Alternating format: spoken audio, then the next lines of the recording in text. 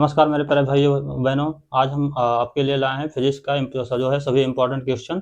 और हम लोग देखेंगे चैप्टर 1 में जितने भी इंपॉर्टेंट क्वेश्चन हैं। ठीक है, कोशिश यही रहेगी कि आज इस वीडियो में जो है सभी चैप्टर के जो है इंपॉर्टेंट क्वेश्चन और उसके थ्योरी को हम लोग कवर करेंगे। सबसे पहले हम लोग उसके थ्योरी को कवर करेंगे। ठीक है, तो चलिए देखिए, इसमें से हम लोग पढ़ेंगे जो है कुछ इंपॉर्टेंट जो महत्वपूर्ण क्वेश्चन है जो आपके बोर्ड एग्जाम में आते हैं। हिंदी मीडियम ये वीडियो जो है हेल्पफुल होने वाली है हिंदी मीडियम बच्चों के लिए। ठीक है, किसी अन्य वर्ड के लिए नहीं। यानी वैसे वर्ड के बच्चों अगर इसे देख रहे हैं तो इसका देखने को उनको कोई फायदा नहीं होगा, सिर्फ केवल हिंदी माध्यम बच्चों के लिए है। ठीक है, तो चलिए हम लोग शुरू करते हैं। तो पहला चैप्टर जैसे कि आप सबको पता है, ठीक है, कि पहला चैप्टर हम लोग का क्या है, स्थिर वैद्युत बल। ठीक है ना, यानी इलेक्ट्रोस्टैटिक में। ठीक है, जिसमें हम लोग कूलाम का नियम वगैरह पढ़ते हैं, तो ये सब हम लोग देखेंगे। ठीक है, जैसे आप सबको पता होगा सबसे पहले आवेश के बारे में। ठीक है, जैसे सबको पता होगा कि आवेश, ठीक है, जिसको हम लोग बोलते हैं चार्ज। क्या बोलते हैं? चार्ज। ठीक है, तो आवेश जैसे क्या होता है कि आवेश जब हम लोग किसी भी वस्तु को आपस में रगड़ते हैं, या कभी भी हम लोगों से कि कोई भी अगर दो वस्तुएं आपस में रगड़ा जाती है, ठीक है, जैसे सपोज करो अगर हम लोग हाथ इस ठंडी में अगर हम लोग हाथ को रब करें तो इसमें से थोड़ा सा हीट जनरेट होगी। ठीक इसी प्रकार से अगर कभी भी कोई भी वस्तु, चाहे वो किसी भी प्रकार की हो, अगर वो आपस में ठीक है ना रगड़ाती है यानी टकराती है, ठीक है, अगर उनके बीच रगड़ उत्पन्न होगा तो वहां पे एक जो है, ठीक है, उन दोनों वस्तुओं के बीच में क्या होता है, आकर्षण या प्रतिकर्षण करने लगते हैं एक दूसरे को। जैसे आपने अपने विद्यालय में, ठीक है ना, ये प्लास्टिक से यानी कंघे से जो है प्लास्टिक पेन से कागज के कुछ छोटे छोटे टुकड़ों को अपनी ओर आकर्षित किया होगा, ठीक है, या प्रतिकर्षित किए होंगे उसमें से कुछ। ठीक है ना, तो वो वहां पे जो बल लगता था वो जिसकी वजह से वो आकर्षित होते थे, ठीक है ना, उस बल को हम लोग बोलते हैं जो है वैद्युत बल। क्या बोलते हैं? वैद्युत बल। अब इसमें तो वैद्युत आपको पता ही नहीं, लेकिन आपको बोल दिया गया वैद्युत बल। ठीक है, तो ये वैद्युत बल होता है।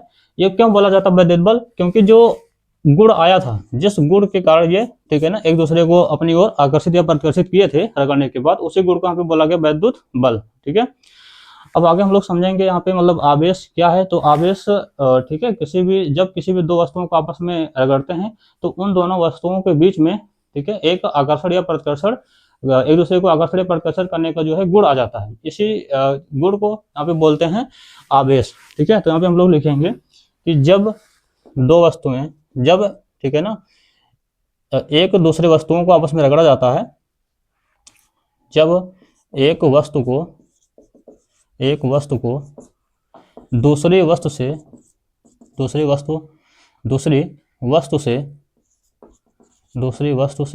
रगड़ते हैं तो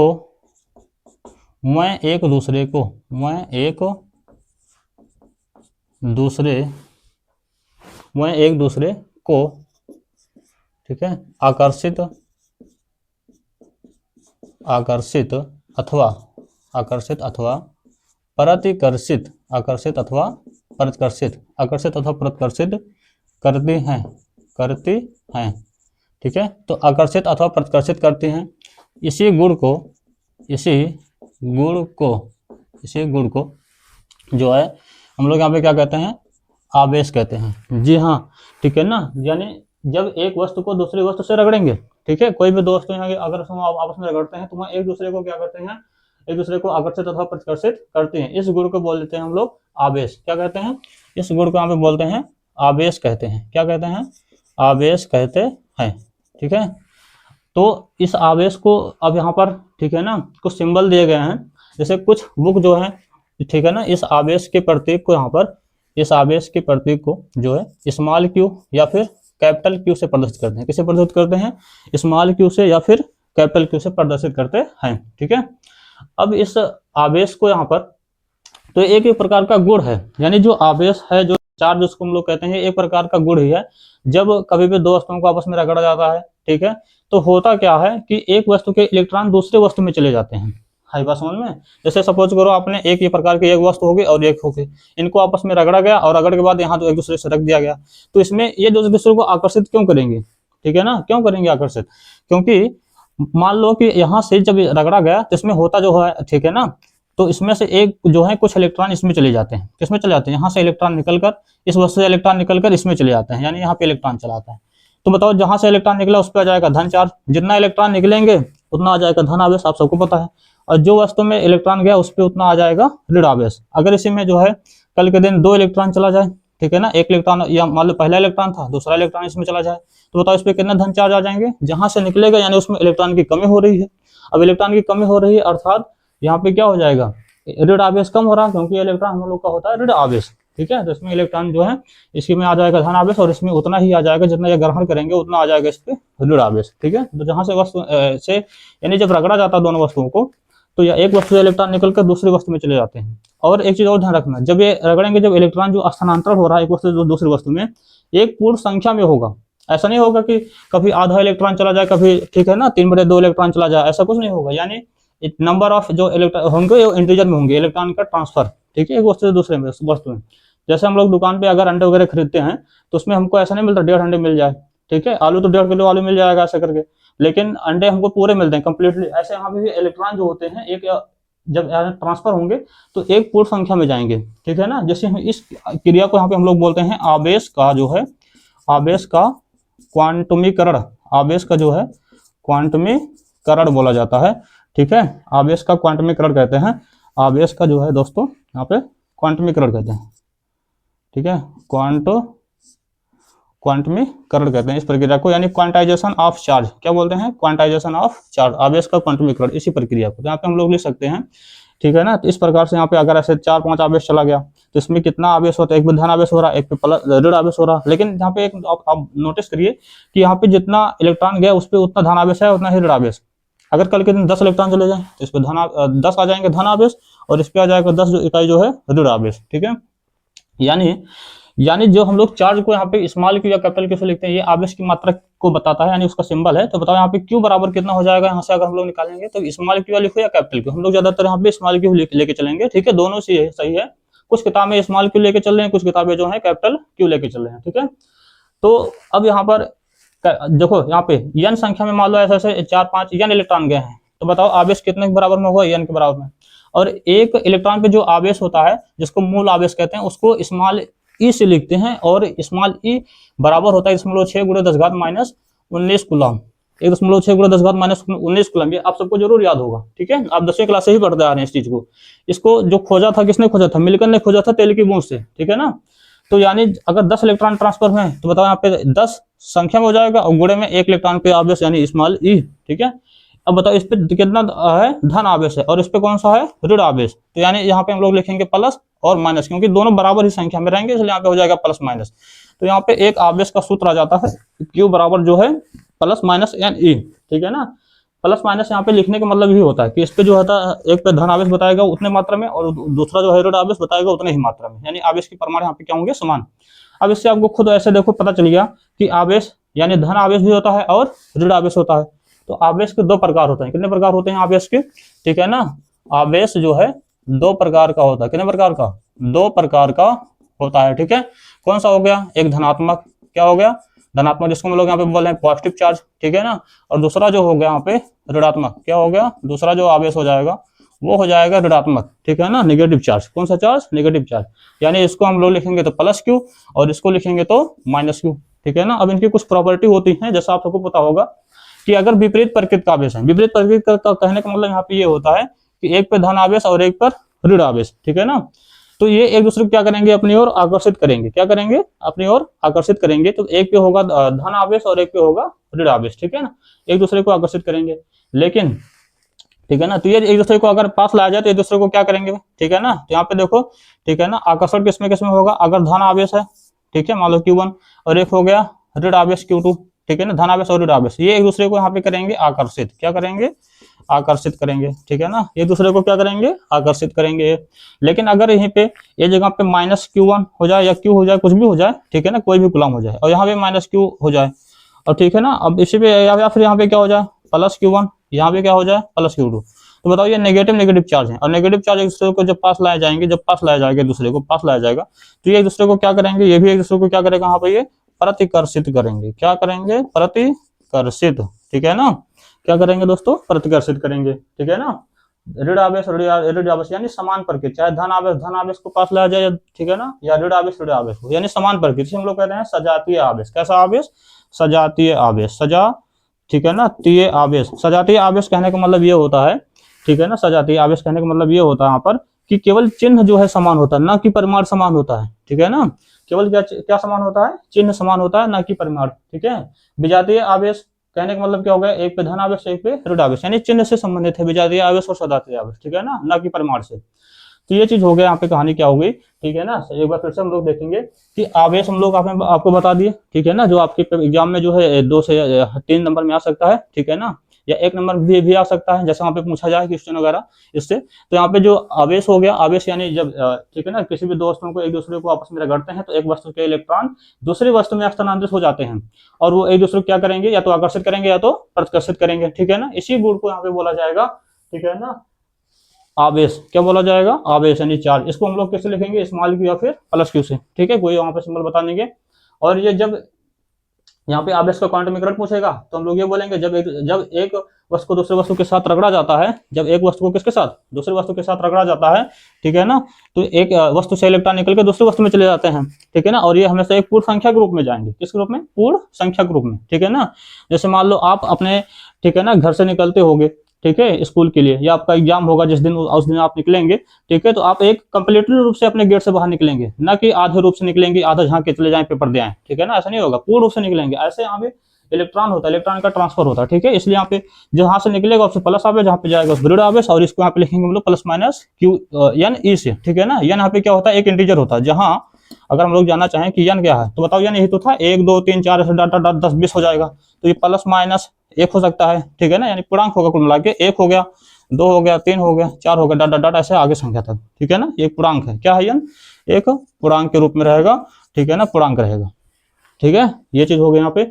अब इसके आगे हम लोग देखते हैं, ठीक है, कि ये जब आकर्षित कर रहे हैं, यहाँ पे देखो आवेश आवेश क्या कर रहे हैं, आकर्षित, ठीक है, और मतलब विभिन्न प्रकार के जो आकर्षित कर रहे हैं, समान प्रकार के जो आवेश हैं वो प्रतिकर्षित कर रहे हैं।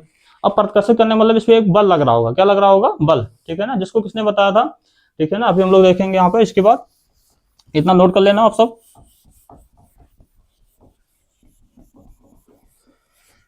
तो यहाँ पे अब हम लोग देखेंगे जो है, ठीक है ना, आवेशों के बीच लगने वाला जो है बल, ठीक है, आवेशों के बीच लगने वाला बल।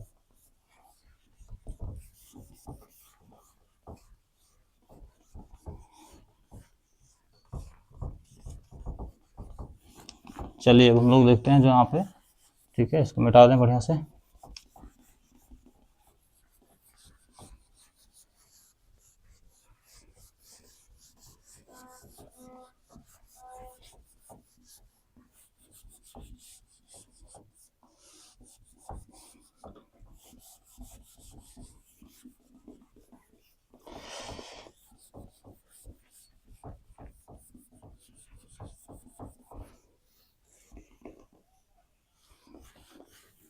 चलिए अब देखते हैं यहाँ पे हम लोग जो है कि आवेशों के बीच जो है बल कैसे लगता है, कौन कब आकर्षण लगेगा, कब प्रतिकर्षण लगेगा, इसको हमने बता ही दिया, ठीक है, यानी कितना फोर्स लगेगा, अगर लग रहा है एक दूसरे पे तो कितना फोर्स लगेगा, ठीक है। तो इसको ज्ञात करने के लिए सन जो है, ठीक है ना, किसमें, सन 1785, हाँ 1700, ठीक है ना, 85 ईस्वी, सन 1785 में, ठीक है, एक वैज्ञानिक हुआ करते थे जिसका नाम था, ये कहाँ के वैज्ञानिक थे, इसको हम लोग बोल सकते हैं फ्रांसीसी, ठीक है ना, फ्रांसीसी, ठीक है, फ्रांसीसी जो है वैज्ञानिक थे, फ्रांसीसी के वैज्ञानिक थे इन्होंने, ठीक है ना, जिनका नाम था, आप सबको पता होगा, फ्रांसीसी के वैज्ञानिक थे जिनका नाम था कुलाम। क्या नाम था, कुलाम चाचा, ठीक है ना, इनको सब कुलाम चाचा के नाम से जानते हैं, ठीक है ना। तो ये था यहाँ पे, ठीक है ना, कुलाम, क्या नाम था इनका, कुलाम। इन्होंने ही बताया था कि आवेशों के बीच जो है बल किस प्रकार से लगेगा, कैसे लगेगा, ठीक है ना, यानी कितना फोर्स एक दूसरे पर लगाएंगे, ठीक है ना। तो चलिए देखते हैं, जैसे मान लो यहाँ पे सपोज करो, ठीक है ना, मान लेते हैं कि यहाँ पे दो आवेश, एक Q1 है, ठीक है ना, प्लस Q1 कर लेते हैं, ठीक है, ये हमेशा बिंदु आवेश के जैसा होंगे, ठीक है ना, और दूसरा, ठीक है ना, कुछ दूरी पे, जो दूरी यहाँ पे मान लेते हैं इनके सेंटर से जो दूरी होगी, ठीक है ना, यहाँ तक कि वो स्मॉल r मीटर, कितना, स्मॉल r मीटर, ठीक है ना, दूरी को हम लोग मीटर में नापते हैं। तो Q1 और Q2, ठीक है ना, एक दो बिंदु आवेश एक दूसरे से जो है r मीटर की दूरी पर अगर रखे हैं, ठीक है ना, तो अब बताओ यहाँ पे क्या होगा, ठीक है ना, इन दोनों के बीच में क्या लगेगा, एक बल लगेगा, ये वाला इस पे बल लगाएगा, या ठीक है ना, F, इसको हम लोग बोल सकते हैं, ये वाला इस पे बल लगाएगा, इधर इसको ढकेलेगा, ठीक है, इसको भी हम लोग बोल सकते हैं, उतना ही बल लगेगा सेम, चाहे ये वाला इस पे लगाए या फिर ये वाला इस पे लगाए, ठीक है। अब ये वाला इस पे लगाएगा तो हम लोग तीर इधर बनाए, क्योंकि प्रतिकर्षित करेगा तो दूर इनको जो है ठीक है, दूर भगाएगा, और ये वाला इस पे फोर्स लगाएगा तो इधर आएगा, ठीक है ना। तो ये एफ और एफ यहाँ पे समान रहेंगे। तो यहाँ पे जो इन्होंने बताया था पहला चीज, यहाँ पे पहला पॉइंट जो इन्होंने बताया था कि जब किसी भी दो बिंदु आवेश के बीच लगने वाला जो बल होगा यानी एफ, ठीक है ना, इन बल के बारे में बताया, जो लगने वाला बल होगा, ठीक है, वो इन दोनों आवेश के गुणनफल यानी Q1 और Q2 दोनों आवेश के जो है परिमाण का गुणनफल या मात्रा के गुणनफल हम लोग कह सकते हैं के समानुपाती होता है, के समानुपाती, यानी दोनों आवेश ये हो गए, इनके गुणनफल के क्या होता है, समानुपाती। कौन? बल, यानी जो लगने वाला बल होगा दोनों आवेशों के मात्रा या फिर बोल सकते हैं परिमाण के गुणनफल क्या होगा, समानुपाती होगा। ठीक है, ये सब हम लोग लिख सकते हैं यहाँ पे लिख के फिर ये बता देना, ठीक है, क्योंकि हम लोग यहाँ पे आप लोग एक बार पढ़ ही चुके हैं, इसलिए थोड़ा सा स्पीड रखना होगा, ठीक है ना, सारी चीजें लिखेंगे तो थोड़ा सा समय लग जाएगा। अब आगे देखिए इसमें से, तो दूसरा इन्होंने बताया कि ये जो लगने वाला बल है, ठीक है ना, दोनों आवेशों के बीच की जो दूरी रहेगी, जैसे यहाँ पे हम लोग आर ले हैं, इस दूरी के, ठीक है ना, वर्ग, ठीक है, क्या होती है, व्युत्क्रमानुपाती होती है, यानी दूरी का वर्ग हो गया और इसकी व्युत्क्रमानुपाती, यानी ये 1/, के रूप में रहेगा, ठीक है ना, जो लगने वाला बल होगा इस दूरी के वर्ग के 1/, वो दूरी के, ठीक है ना, दूरी आर के इस वर्ग के क्या होती है, व्युत्क्रमानुपात में होता है, यानी 1/, के रूप में रहेगा। अब ये दो समीकरण हो जाते हैं यहाँ पे, समीकरण नंबर 1 और ये समीकरण नंबर 2, ठीक है। इन दोनों समीकरण को हम लोग क्या करेंगे, मर्ज कर देंगे यानी संयुक्त कर देंगे। तो समीकरण 1 व समीकरण 2 को क्या करने पर, संयुक्त करने पर, क्या करने पर, संयुक्त करने पर, ठीक है ना, संयुक्त करने पर। यहाँ पे देखिए एफ एफ है, तो एफ एफ हो गया, समानुपात का चिन्ह है, समानुपात हो गया। Q1 Q2 है, यहाँ पे 1 है, यहाँ पे हो जाएगा Q1 Q2, और बटे में यहाँ पे क्या हो जाएगा R स्क्वायर, ठीक है। ये चीज आ गया, यहाँ पे दोनों समीकरण को मर्ज कर दिया गया, ये मिल गया हमको, एक समीकरण मिल गया, ठीक है। अब आप लोग जैसे कि पढ़ चुके होंगे 11वीं 12वीं क्लास में यहाँ पे, ठीक है ना, तो यहाँ पे समानुपात का चिन्ह हटता है, तो यहाँ पे एक ठीक है ना, अंकुरोनुपाती या समानुपाती क्या आता है, नेतांक। तो इसके स्थान पे यहाँ पे जो नेतांक दिया गया वो है 1/4 epsilon not, 1/4 epsilon not into ये बाकी चीजें यहाँ पे पूरा रहेगा Q1 Q2 अपान में R स्क्वायर, ठीक है ना, 1/4 एप्सिलॉन नॉट, ठीक है ना। तो ये यहाँ पे एक चीज आ जाता है, ठीक है ना, इनका बल का सूत्र, जहां हम लोग बोल सकते हैं, जहां, ठीक है ना, 1/4 एप्सिलॉन नॉट है वो क्या है, अनुक्रमानुपाती नेतांक, अनुक्रमानुपाती कांस्टेंट यानी नेतांक है, ठीक है ना, प्रोपोर्शनल कांस्टेंट यानी अनुक्रमानुपाती नेतांक है। एक चीज और ध्यान रखना, ठीक है ना, आपके न्यूमेरिकल के लिए यहाँ पे बता दे रहे हैं कि 1/4 जो एप्सिलॉन नॉट है, यही यहाँ पे जो लिखा गया इसका मान होता है, ठीक है ना, 9 × 10 घात जो है 9, 9 × 10 घात 9, ये न्यूमेरिकल वैल्यू होती है। बाकी जो इसका मात्रक होगा, ठीक है ना, ये हो जाएगा न्यूटन, ठीक है, मीटर स्क्वायर प्रति coulomb square, newton metre square प्रति कूलम स्क्वायर, ठीक है ना, इसको आपको याद रखना होगा। 1/4 एप्सिलॉन नॉट का मान कितना होता है, 9.0, अर्थात 9 भी बोल सकते हैं, कोई दिक्कत नहीं। तो 9 × 10 घात 9 न्यूटन मीटर स्क्वायर प्रति कूलम स्क्वायर, ठीक है ना। तो ये हो गया, इसको हम लोग ध्यान रखेंगे यहाँ पर, ठीक है ना, वाइवा के लिए काम आ सकता है ये, अभी आप सबका वाइवा नहीं हुआ है, ठीक है ना।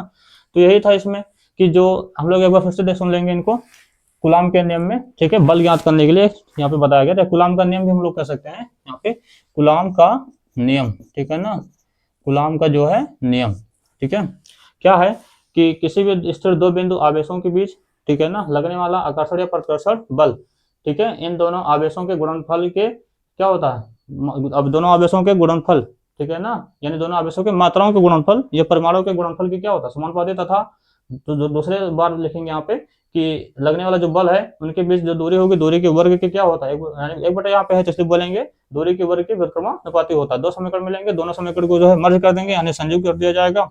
यहाँ पे आ जाएगा F प्रोपोर्शनल Q1 Q2 अपान में R स्क्वायर, समानुपाती का चिन्ह हटाएंगे तो यहाँ पे आ जाएगा 1/4 एप्सिलॉन नॉट, और यहाँ पे हो जाएगा Q1 Q2, ठीक है ना, अपान R स्क्वायर। तो ये बल जो है आगे चल के काम आएगा, इसको याद करना होगा, ठीक है ना। अभी आगे जो निगमन हम लोग करेंगे उसमें ये, ठीक है ना, काम आएगा, बाकी न्यूमेरिकल वगैरह के लिए आएगा, ठीक है।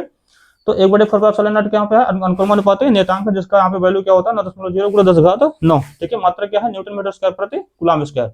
अब ये मात्रा कैसे निकला, यहाँ पे कैसे क्या होती है पूरी चीजें, ठीक है ना। एक चीज और यहीं पे थोड़ा सा देखेंगे ध्यान से हम लोग कि जब 1/4 यहाँ पे कहा जा रहा है 1/4 एप्सिलॉन नॉट, ठीक है ना, ये जो मान होता है 9.0 और × 10 घात जो है 9, ठीक है ना, ये चीज होती है यहाँ पे। आई बात समझ में। यहाँ पे जो ये एप्सिलॉन नॉट दिख रहा है, इस एप्सिलॉन नॉट के बारे में अगर हम लोग चर्चा करें, जैसे आप सबको पता होगा, ठीक है ना, वाइवा इससे बहुत पूछते हैं, इन सबका फेवरेट क्वेश्चन होता है। तो एप्सिलॉन नॉट जो यहाँ पे है, ठीक है ना, एप्सिलॉन नॉट इसमें जो है ये होता है निर्वात की विद्युतशीलता, निर्वात की वैद्युतशीलता, वैद्युतशीलता, ठीक है ना, निर्वात की वैद्युतशीलता होती है। तो इसका मान यहाँ पे पूछ लेते हैं कभी कभी, और इसका मात्रक वगैरह पूछ लेते हैं, ठीक है ना। तो बताओ यहाँ पे इसका पूरा मात्रक क्या है, न्यूटन मीटर स्क्वायर प्रति कूलम स्क्वायर। यानी अगर यहाँ पे हम लोग लिखें तो न्यूटन मीटर स्क्वायर प्रति कूलम स्क्वायर, ठीक है। अब सालन नॉट अगर का मान निकालना है इसको यहाँ भेजेंगे क्योंकि भाग में है, और ये चीजें यहाँ पे होंगी, चलाएगा इधर। तो ध्यान से देखिए 1/4 और पाई का मान सबको पता है 3.14 रख लो, या फिर जो है 22/7, ठीक है। अब यहाँ पे देखो इधर चला जाएगा तो 9.0 गुणे 10⁻⁹, और ये चला आएगा इधर तो क्या हो जाएगा एप्सिलॉन नॉट। मात्रक यहाँ पे क्या रहेगा, यहाँ पे इससे गुणा हो गया, मात्रक है न्यूटन मीटर स्क्वायर प्रति कूलम स्क्वायर। ये निकालना अगर हम लोग को तो ये यहाँ पे चला आएगा उधर, क्योंकि अब इसके साथ में क्या गुणा में, तो हमको केवल ये निकालना है ना, तो ये चला आएगा इधर भाग में, और साथ में मात्रक भी भाग में चला आएगा। तो यहाँ पे देखिए धीरे से कि एप्सिलॉन नॉट यहाँ पे क्या हो जाएगा, एप्सिलॉन नॉट, ठीक है, 1/4, उसके बाद गुणे में क्या है पाई का मान यानी 3.14, ये गुणा में इधर चलाएगा भाग में, ठीक है ना। तो 9 दशमलव लगा लो 0 गुणे 10 कितना है 9, ठीक है ना। मात्रा क्या इधर इस साइड में न्यूटन मीटर स्क्वायर, लेकिन ये तो भाग में आए साथ में मात्रा भी नीचे चलाएगा, यानी मात्रा यहाँ चला जाएगा न्यूटन मीटर स्क्वायर प्रति कूलम स्क्वायर, ये इसके बटे में। बताओ कूलम स्क्वायर कहाँ चला जाएगा ऊपर, नीचे क्या बचेगा यहाँ पे न्यूटन मीटर स्क्वायर, ठीक है। बाकी ये सभी वैल्यू को अगर हम लोग सॉल्व करेंगे यहाँ पर, इस पूरे को सॉल्व करेंगे तो ये आ जाएगा यहाँ पे 8.85, ठीक है ना। वैसे 8.84 करके आता है, तो यहाँ पे 8.85 गुणे 10⁻⁻12, ठीक है ना, 8.85 गुणे 10⁻⁻12 कूलम स्क्वायर प्रति न्यूटन मीटर स्क्वायर, ठीक है ना, इसी के आसपास आता है यहाँ पे, ठीक है। कूलम स्क्वायर प्रति न्यूटन मीटर स्क्वायर 8.85 गुणे 10⁻⁻12 कूलम स्क्वायर प्रति न्यूटन मीटर स्क्वायर, ठीक है। तो ये चीजें यहाँ पे काम में आती हैं, ठीक। तो ये हो गया एप्सिलॉन नॉट का मान, आई बात समझ में। तो ये चीज ध्यान रखना, 8.85 कितना होता है गुणे 10⁻⁻12 न्यूटन, ठीक है ना, 11 होता है 12 यहाँ पे, ठीक है 12 ही होता होगा, ठीक है, निकाल के तो पता चल जाएगा यहाँ पे 8.85 गुणे 10⁻12 कूलम स्क्वायर प्रति न्यूटन मीटर स्क्वायर, आई बात समझ में। अब आगे हम लोग देखेंगे यहाँ पे कूलम से संबंधित जो है नियम से एक होता है कूलम का सदिश रूप, क्योंकि जो बल यहाँ पे है ये एक सूत्र है, ये सदिश है, ठीक है ना, यानी जो बल है, बल कौन सी राशि होती है, सदिश राशि होती है, क्योंकि इसमें दिशा और प्रमाण दोनों होते हैं, ठीक है। लेकिन आवेश यहाँ पे अदिश राशि है, आवेश क्या है अदिश राशि, ठीक है ना। इसको सॉल्व करने के लिए जो आवेश का यहाँ पे चिन्ह है, ठीक है ना, अगर आप लोग चिन्ह रखेंगे तो उससे पता चलेगा कि आकर्षक का है प्रतिकर्षण का है, ठीक है ना, हम लोग बता सकते हैं। लेकिन इसको सॉल्व करने के लिए यहाँ पे चिन्ह रखने की कोई जरूरत नहीं है, ठीक है ना। ये चीज हो गया, दूरी को किस में रखा जाएगा, मीटर में ही रखेंगे, ठीक है। तो अब हम आगे देखेंगे यहाँ पे कूलम से संबंधित जो है कूलम का क्या हम लोग बोल सकते हैं, सदिश रूप, ठीक है ना। तो कूलम का जो है सदिश रूप, ठीक है, बहुत इंपॉर्टेंट होता है, आ जाता है 2 नंबर में, बहुत सारे बच्चे गलत कर देते हैं, कुछ किताब में भी जो है सदिश रूप को, ठीक है ना, थोड़ा सा अलग अलग रूप में सब दिया गया है, ठीक है। जल्दी से बहुत सारा तो दर्द बना रहता है ये बच्चों के लिए, ठीक है। तो हम आप सबको बताएंगे अभी बहुत इजी भाषा में, यहाँ पे आसानी से समझ में आ जाएगा, कुछ बहुत बड़ी चीज नहीं है, ठीक है, तो चिंता नहीं करना है।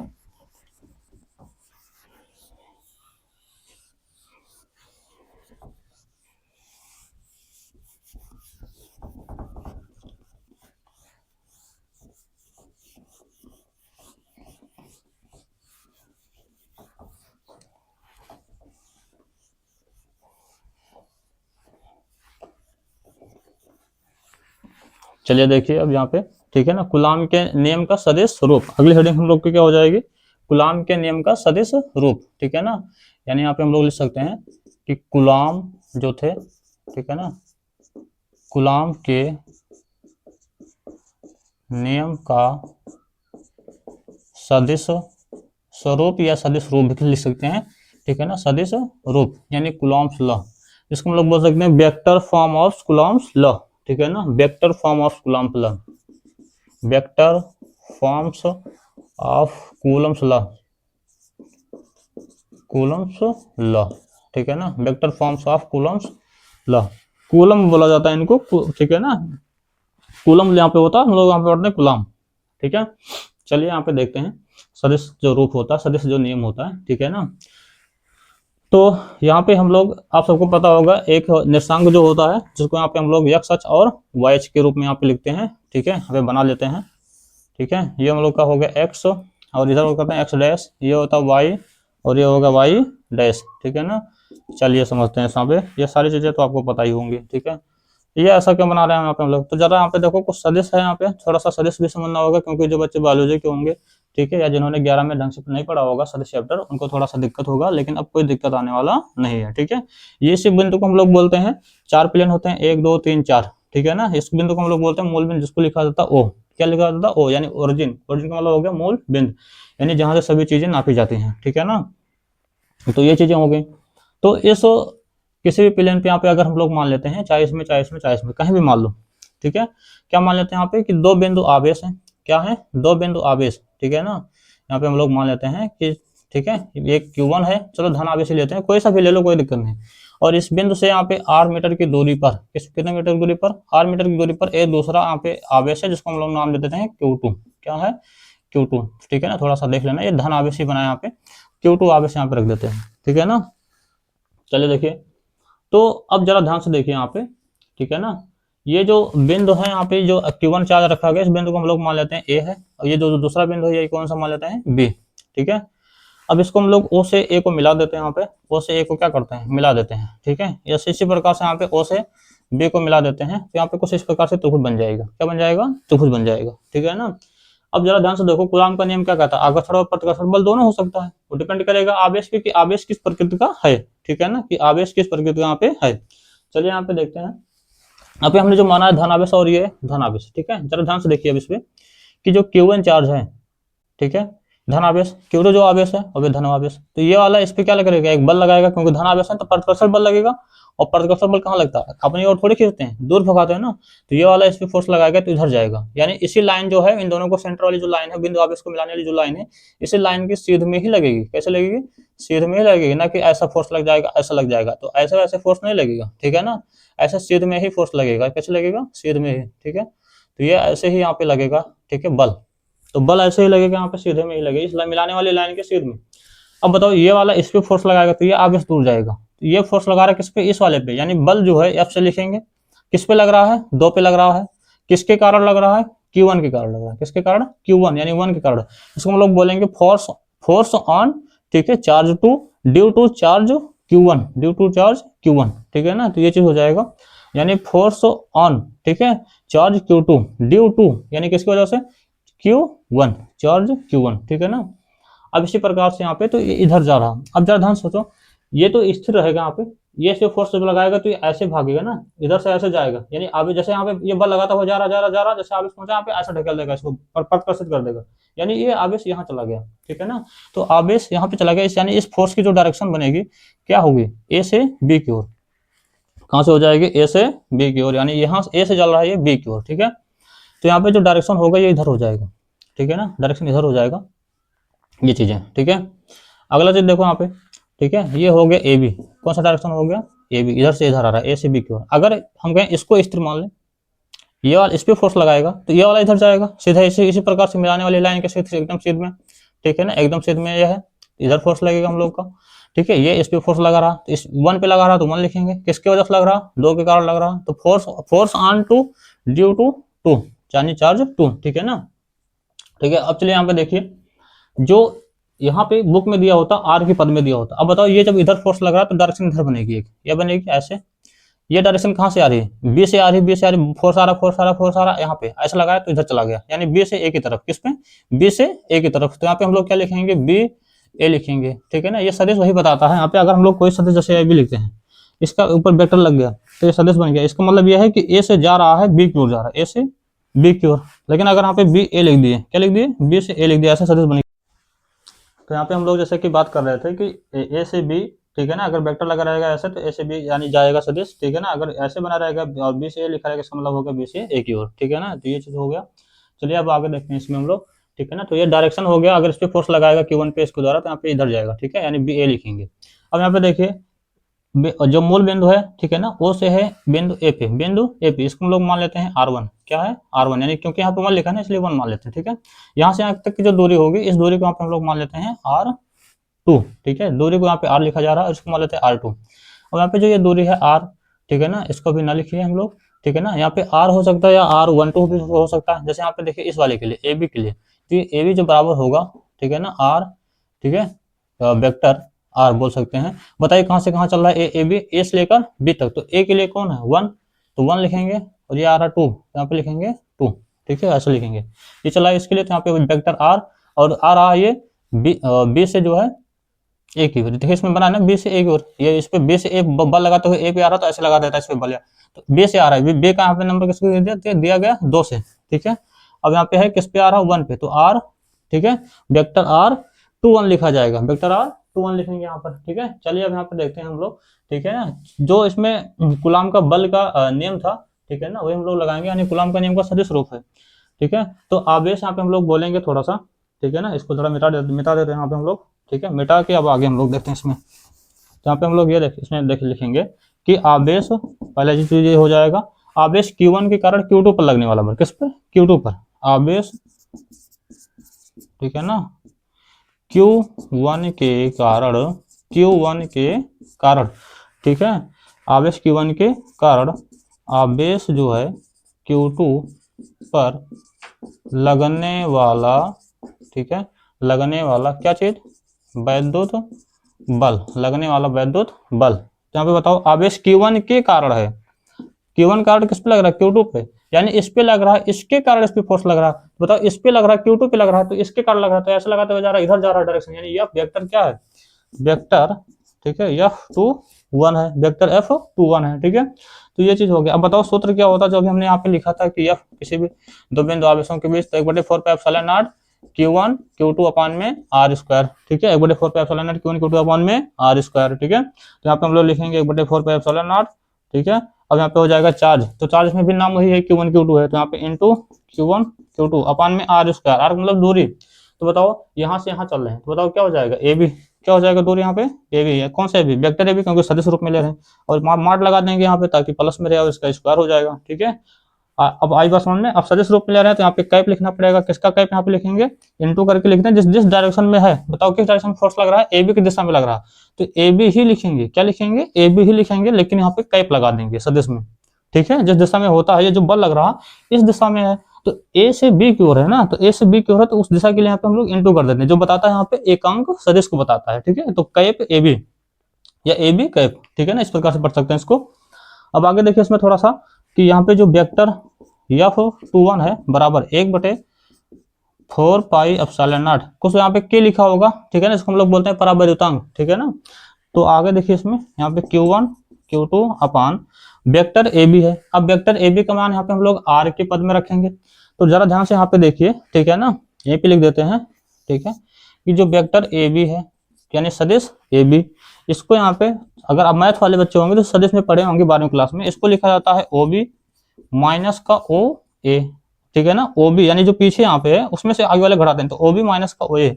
अब बताइए यहाँ पे वेक्टर ए बी बराबर क्या हो जाएगा, वेक्टर ए बी बराबर क्या हो जाएगा यहाँ पे ओ बी, और ओ से लेकर यहाँ पे जरा ध्यान से देखिए, ओ से लेकर बी तक ये दूरी हमने क्या माना यहाँ पे R2, जरा इसको भी वेक्टर लिख लेते हैं सदिश रूप में, तो यहाँ पे हो जाएगा वेक्टर R2 माइनस ओ ए। अब बताइए यहाँ पे ओ ए वाले डिस्टेंस क्या हो जाएगी, यहाँ पे वेक्टर R1, यहाँ पे हो जाएगा वेक्टर R1, तो ये चीज हो जाएगा, यानी यहाँ से ए बी का मान, तो यहाँ पे देखिए ए बी है यानी माड बाहर, ठीक है ना, और उसके बाद R2 माइनस का R, यानी vector R2 minus vector R1, और इसके ऊपर क्या है होल स्क्वायर, होल स्क्वायर क्यों, क्योंकि यहाँ पे दूरी का इस वर्ग है, ठीक है ना, दूरी का वर्ग है।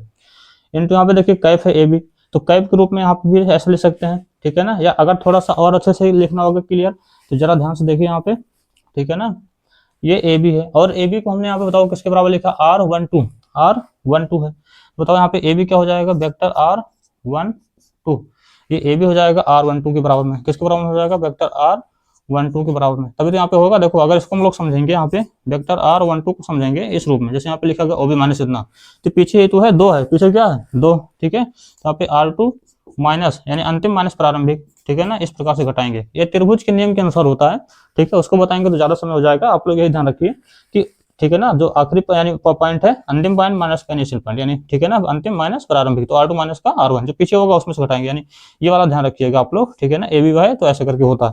अब ओ बी का मान ये रख दिया गया ऐसे, तो ये R12 के बराबर में है, किसके बराबर में है, R12 के बराबर, तो ए बी के स्थान पे R12 लिख सकते हैं, होल स्क्वायर यहाँ पे बताओ क्या लिख सकते हैं, कैप R12, ठीक है ना। अब इसी का प्रसार कर देते हैं, तो वेक्टर 12 बराबर 1/4 पाई एप्सिलॉन नॉट, और यहाँ पे हो जाएगा Q1 Q2 अपान, इसको क्या लिख देंगे R2 माइनस वेक्टर R1, यानी vector R2 minus vector R1, और इसका यहाँ पे क्या रहेगा, ठीक है, इसका स्क्वायर, और इंटू में हो जाएगा कैप, बताओ यहाँ पे क्या लिख सकते हैं अब हम लोग यहाँ पे, ठीक है ना, कैप के स्थान पे अगर लिखना चाहें यहाँ पे लिख सकते हैं R2 माइनस का R1, ठीक है, ये चीज़ हो जाएगा R2 माइनस का R1 हो जाएगा, ठीक है, दोनों जगह कैप लगा देंगे R2 माइनस का R1, ये चीज़ हो जाएगा यहाँ पर। या फिर ऐसा थोड़ा सा ध्यान रखिए, अगर आप लोग एक चीज़ पढ़े होंगे, ठीक है ना, कि एकांक सदिश, ये एकांक सदिश ही है कि किसी, अगर एकांक सदिश हम लोग को निकालना होगा किसी, यानी मान लो वेक्टर यहाँ पे ए है, वेक्टर ए है, इसका एकांक सदिश निकालना होगा तो इसी सदिश में इसी के मापांक से क्या करते हैं, भाग, इसी के मापांक से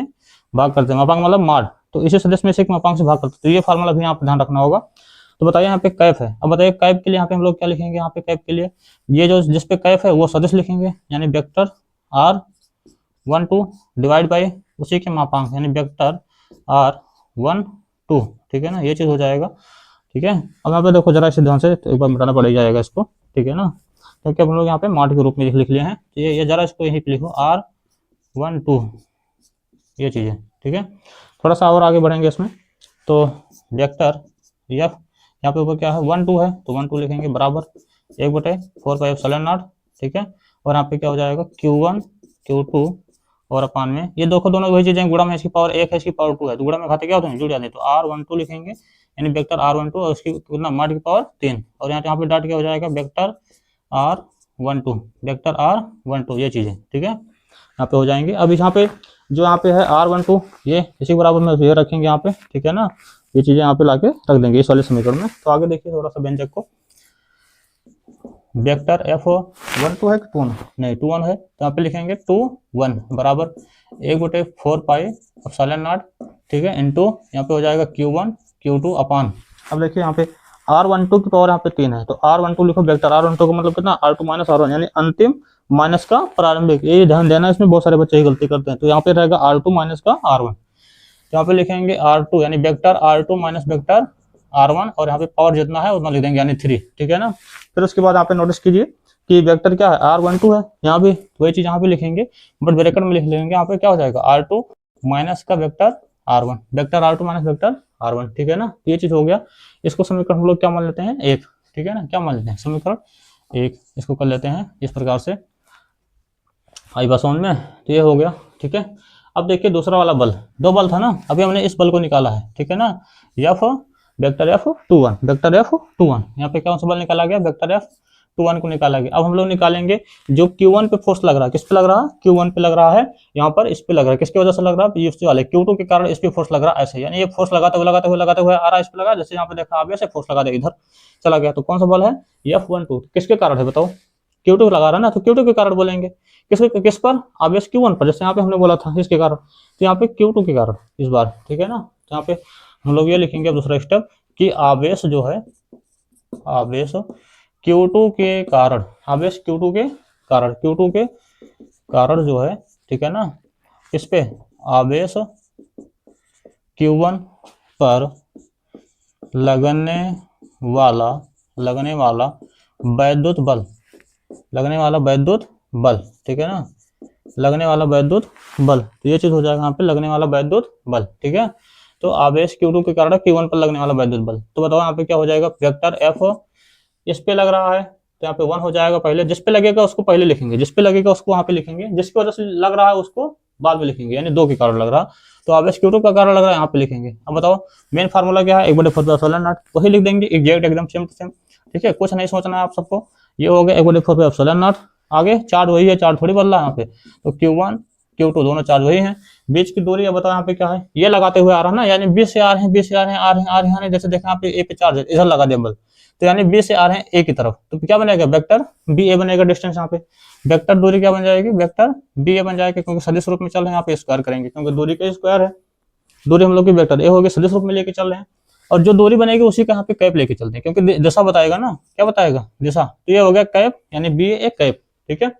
अब इसी को आगे देखते हैं आप लोग, तो जरा ध्यान से देखिए, वेक्टर F12 बराबर यहाँ पे हो जाएगा 1/4πε0 इंटू Q1 Q2 अपान में बी ए, बताओ बी ए को यहाँ पे क्या है, यहाँ पे हम लोग ठीक है पहले से लिख दिए हैं, अभी आप लोगों को समझा देते हैं क्या है, वेक्टर 2 1 है, वेक्टर यहाँ पर R21 है, ठीक है। अब R21 क्यों ऐसा लिखा जा रहा है बार बार यहाँ पे, बी ए का स्थान पे ये लिखा गया। बताओ दूरी कहाँ से चल रही है, बी से ए की तरफ जा रही है ना, बी से ए की तरफ, यानी बल लगाते हुए बी से यहाँ से ऐसे ऐसे ऐसे जा रहा यहाँ पे मतलब बल लगा दिए, यहाँ से चल रहा है ना। इसके लिए बताओ हम लोग क्या पे बी से चल रहे हैं, कहाँ पर ए पे पहुंच रहे हैं, तो इसलिए तो वेक्टर बी ए लिखा गया। और यही कारण है कि यहाँ पे वेक्टर जो है आर 2 से चल रहे हैं ना, 2 से, यानी आगे 2 से चल रहे हैं, ये दूरी 2 से चला जा रहा है, ए की ओर जा रहे हैं, 1 की ओर जा रहे हैं, तो ऐसे ही लिखेंगे, ठीक है ना। ये चीज है, इसलिए बी इसके बराबर में है, तो इसलिए यहाँ पे इसके स्थान पे ये लिखा जाए, ठीक है ना। ये चीजें यहाँ पे हो गई, तो इसको मिटा देते हैं यहाँ पर। चलिए ध्यान से देखिए अब, ठीक है ना। इसी प्रकार से यहाँ पे भी लिख लेंगे यही, यानी यहाँ पे क्या लिखेंगे R21 लिखेंगे, R21 लिखेंगे, ठीक है। और यहाँ पे हो जाएगा कैप। बहुत ध्यान से देखिएगा, ठीक है ना, बहुत कॉम्प्लिकेटेड चीजें यह है, ठीक है, जल्दी से समझ नहीं आती है सभी को, आई बात समझ में। तो 1/4 पाई एप्सिलॉन एच, कुछ टीचर भी इसको क्लास में जो है गलत पढ़ा देते हैं, क्योंकि किताब वाला भी रट के वही बता देते हैं, ठीक है ना। तो यहाँ पे अब आपको कोई रटने की जरूरत नहीं पड़ेगी, ठीक है, क्योंकि कुछ किताबों में एनसीईआरटी यहाँ तक भी जो है थोड़ा सा मिस्टेक पॉइंट में दिया गया, ठीक है, यानी अलग अलग टाइप में लिखा गया। तो अब जरा ध्यान से देखिए यहाँ पे Q1 Q2 अपान में, अब बताइए यहाँ पे R2 है, जो अब ध्यान से यहाँ पे समझिए, यहाँ पे दूरी हम लोग क्या है, वेक्टर बी ए है, वेक्टर बी ए। अभी हमने बताया किसी भी वेक्टर को खोलने का तरीका होता है, जो अंतिम में होता है उसको पहले लिखते हैं, यानी ओ ए लिखेंगे मूल बिंदु के साथ में। इसको बोलते हैं स्थिति सदिश, आप लोग पढ़े होंगे स्थिति सदिश, ठीक है। इस प्रकार से जब लिखते हैं यहाँ पे, तो ओ ए हो गया, माइनस का क्या लिखेंगे जो पहले है, यानी ओ बी। अब बताओ वेक्टर बी ए जो होता है बराबर ओ ए, मतलब यहाँ पे बताओ कौन सा डिस्टेंस हो गया, ये ओ से लेकर ए की, तो यहाँ पे क्या माना गया R1, वेक्टर R1 है, वेक्टर क्या है R1। अगला ओ बी है, तो ओ से लेकर बी तक, तो बताओ क्या है यहाँ पे डिस्टेंस, ये वेक्टर R2 माने हैं, वेक्टर क्या माने हैं, वेक्टर R2, तो यहाँ पे ये हो गया, ठीक है ना, बी ए बराबर इतना, आई बस वन में R2 माइनस का R1। अब R2 माइनस का R1 है, तो जरा यहाँ पे ध्यान से देखिए, यही अब ये किसके बराबर में था, किसके बराबर में है हमारे को बताओ, हम लोग किसके बराबर में है, वही तो है, ठीक है ना। इसके स्थान पे क्या लिख सकते हैं R2, ठीक है ना, 1, यानी 2 पे कौन बी है, बी पे कौन था 2, ए पे कौन है 1 है, 1 वाला चार्ज है ना, तो R2 1 बराबर, यही तो बराबर आएगा इसको, देखो अंतिम ये है R1, तो R1 माइनस का ये दूसरा वाला कौन है R2, ठीक है। तो ये चीज बराबर, यानी वही चीज बराबर इसके है, ये बराबर इसके हो गया, ठीक है। अब जरा ध्यान से देखिए यहाँ पे, ठीक है, इसको जरा हम लोग पहले एकांक सदिश को खोलते हैं, तो वही फिर सूत्र हम लोग अप्लाई करेंगे कि किसी सदिश का एकांक जो होता है उस सदिश के मापांक में उस सदिश के मतलब उसका सदिश और उसके सदिश में भाग दे देते हैं, किससे, उसी के मापांक से, ठीक है ना। यहाँ पे बच्चों ध्यान से देखिएगा, ठीक है, ये वेक्टर ही है, क्या है, वेक्टर ही है, ठीक है। थोड़ा सा यहाँ पे अभी अब क्लियर होगा आप लोग को, वेक्टर ए है, ठीक है, मॉड ऑफ वेक्टर ए। तो जरा ध्यान से देखिए अब यहाँ पे ये जो है इसको ऐसा लिख लेते हैं, वेक्टर R21 मॉड है और उसका स्क्वायर है, इनको सदिश रूप में लिखते हैं। तो जब इसको सदिश रूप में लिखते हैं यहाँ पर, तो बताओ क्या हो जाएगा, जैसे यहाँ पे हमने बताया कैफ है सदिश में लिखना, उसका वही चीज सेम लिखना, बस यहाँ पे वेक्टर लगाना, अब नीचे क्या लगाना मॉड, ठीक है, ये सेम लिखेंगे, ठीक है ना। ये होता वेक्टर हो गया, अब यहाँ पे उसी का सब कुछ लिखते क्या लगा देंगे, मॉड लगा देंगे। अब बताओ वही चीज यहाँ पे, वही चीज यहाँ पे दोनों गुणा में, हर में है ना, इसलिए गुणा में होंगे, तो वेक्टर F12 बराबर यहाँ पे आ जाएगा 1/4 pi epsilon not Q1 Q2 अपन में, इन दोनों का पता पावर यहाँ पे 1 है, यहाँ पे 2 है, गुणा में घाते क्या होते हैं, जुड़ जाते हैं, तो वेक्टर R21 लिखेंगे, और यहाँ पे पावर क्या हो जाएगी 3 इंटू यहाँ पे हो जाएगा वेक्टर R21, ठीक है ना। ये चीज यहाँ पे आ गया ये, ठीक है ना, इसके स्थान पे। अब जरा देखो यहाँ पे इसका मान ला के रखेंगे इस पद में, ठीक है ना, तो ये चीज यहाँ पे ध्यान से मानना बच्चों। तो यहाँ पे हो जाएगा वेक्टर F21 बराबर 1/4 पाई एप्सिलॉन नॉट, ठीक है, Q1 Q2 अपान में, ठीक है, अपान में यहाँ पे जरा ध्यान से देखिए, ये पूरा वैसे ही रहेगा। यहाँ पे जरा देखो मान यहाँ पे रख देंगे, कोई दिक्कत नहीं है, यहाँ पे मार हो गया ये R2, इसका स्थान पे क्या लिखेंगे, ये पूरा इसका प्रसाद जो ये आया है, यानी वेक्टर R1 माइनस का वेक्टर R2 और इसकी पावर कितना है 3, ठीक है ना, यहाँ पे इंटू हो गया। ये बताइए कितना यहाँ पे R21 है, तो वही फिर लिख देंगे यहाँ पे ब्रैकेट में वेक्टर R1 माइनस का वेक्टर R2, ठीक है ना। तो ये चीज हो गया। अब जरा ध्यान से देखिए इस वाले समीकरण 1 में, यहाँ पे R2 माइनस का R1 देखो इसमें और इसमें क्या अंतर है, इस साइड में Q1 Q2 4 एप्सिलॉन नॉट, यहाँ भी इसमें R2 माइनस का R1 है, लेकिन यहाँ पे R1 माइनस R2, अगर माइनस कॉमन कर लेंगे तो R2 माइनस R1 आ जाएगा, ठीक है, इसमें क्या दिक्कत है। यहाँ पे मार्ड लगा है, मार्ड के अंदर कोई भी चीजें आगे पीछे लिखी हो माइनस करके कोई दिक्कत नहीं, क्योंकि कॉमन करेंगे प्लस में आ जाएगा, ठीक है। तो यानी यहाँ पे अगर माइनस हम लोग कॉमन कर लें, तो वेक्टर F12 बराबर 1/4 पाई एप्सिलॉन नॉट, यहाँ पे Q1 Q2 अपान में vector R1 minus vector R2, ठीक है ना। तो ये चीज हो जाएगा, और इसकी पावर कितना 3, ठीक है, मार्ड लगा है, यहाँ से माइनस जब कॉमन कर लेंगे तो माइनस यहाँ पे बाहर आ जाएगा, ठीक है, माइनस बाहर लगा देते हैं, और यहाँ से बताओ क्या हो जाएगा, ये माइनस वाला है तो प्लस में बन जाएगा, यानी R2 और माइनस का ये हो जाएगा यहाँ पर R1, ठीक है, ये चीज बन जाएगा। अब इस समीकरण इस समीकरण में क्या अंतर है, यहाँ पे ये चीज अंतर आप लोग कह रहे होंगे, लेकिन यहाँ पे माड में है तो माड में चीजें क्या हो जाती हैं, प्लस 2 हो जाएगा। ठीक है, घटाना उसी में तो है, R1 minus R2, R2 minus R1 लिखो चाहे। ठीक है, क्या अगर मान लो हम लोग लिख ही लेते हैं, कोई दिक्कत नहीं यहाँ पे भी।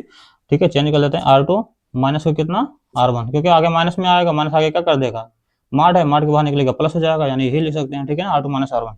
अब ये समीकरण 1 था, इसको समीकरण हम लोग क्या मान लेंगे, 2। समीकरण 1 बार 2 से दे, जरा ध्यान से देखो, ये रहा समीकरण 2, F12।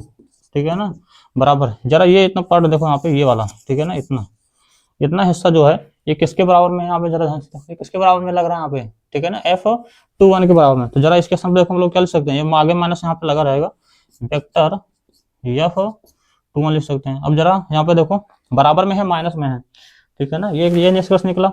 ठीक है, बराबर में है और साथ में माइनस में, यानी जो दोनों फोर्स होंगे ये बराबर है, यानी ये जो जितना लग रहा और ये वाला जो बल लग रहा, दोनों क्या है, बराबर। ठीक है, तो वही हमने बोला था ना, आपको गुलाम ने बताया था, ये इस पे जितना लगाएगा ये वाला भी इस पे उतना ही फोर्स लगाएगा।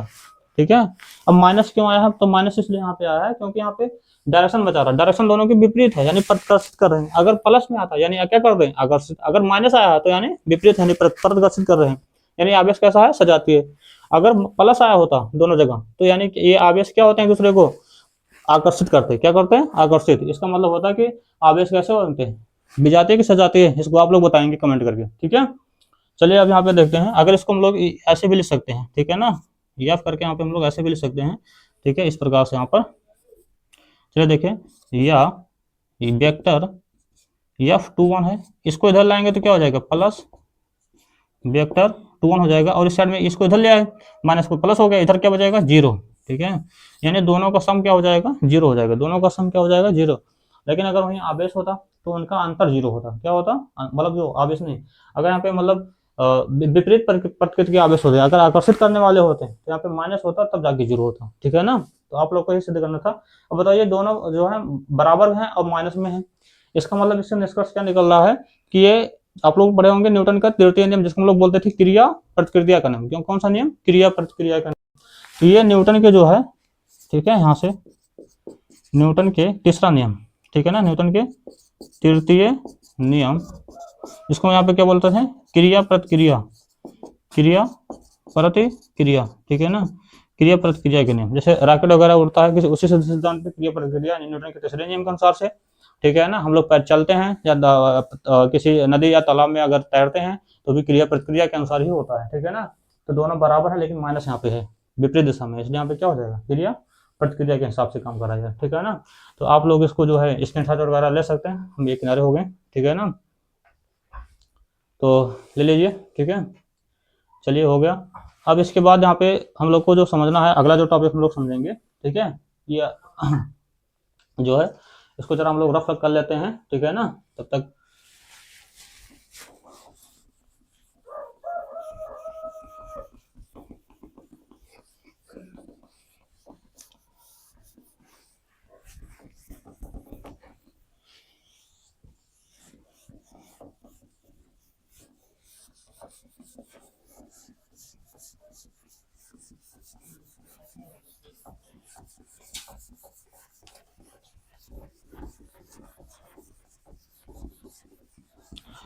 क्लास अगर अच्छी लग रही होगी, ठीक है ना, तो उसे शेयर वगैरह कर दीजिएगा, इसमें कहने की कोई बात नहीं है। ठीक है, और बाकी जुड़े रहने के लिए सबको पता सब्सक्राइब वगैरह कर लीजिएगा। ठीक है, तो ताकि आपको क्या मिलता रहे, इम्पोर्टेंट क्वेश्चन वगैरह मिलता रहे। ठीक है, और नोटबुक से इसे खुद आप जो है घर पे प्रैक्टिस कीजिए। ठीक है ना, 1 से 2 बार। ठीक है, बिना देखे जो है इसे एक बार आप लोग प्रैक्टिस कीजिए बढ़िया से, उसके बाद समझ में आ जाएगा। ठीक है, बहुत टफ चीज़ नहीं है सब।